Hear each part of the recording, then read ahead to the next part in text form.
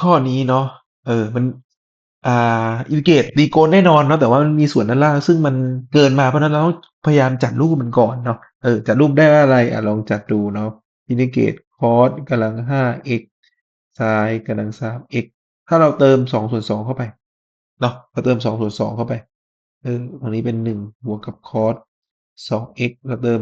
2 ส่วน 2เข้าไปเนาะ dx เออ เราจะได้ว่าอะไร เราจะได้ว่า indicate cos กำลัง 5x sin กำลัง 3x ส่วนด้วย ตรงนี้เป็น2ตรงนี้เนาะ1 บวก cos ส่วน2มันได้เป็นอะไร มันได้เป็นcos กำลัง 2x โอเคไหมมันมีสูตรเนาะสูตรมันว่าอะไร สูตรมันได้ว่าsin ไม่ใช่ขอโทษ cos กำลัง 2x เราจะได้ว่า1 บวกกับ cos 2x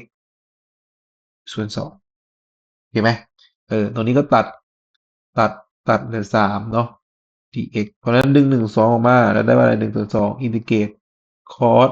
3x sin 3x dx เนาะเราก็ต้องให้ u เป็น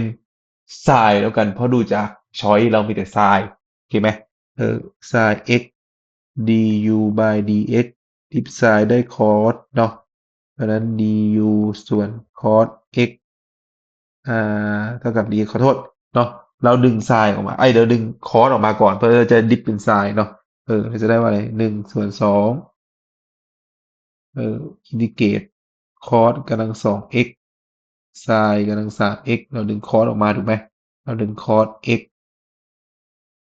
dx โอเคไหมดึงคอสออกมากำหนด u ให้เป็นไซน์เนาะเราก็แทนค่าทุกอย่างลงไปได้เป็น1 ส่วน 2อินทิเกรตคอส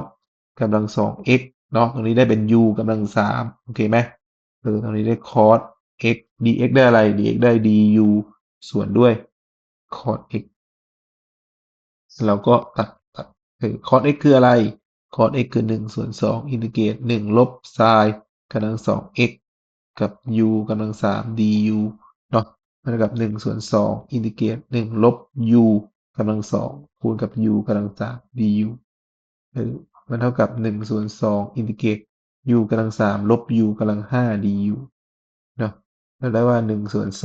2 u กำลัง4 ส่วน 4ลบ u กำลัง6 ส่วน 6เนาะบวกกับ4มาได้1 ส่วนมาได้ u คืออะไร u คือ sin เนาะ sin กำลัง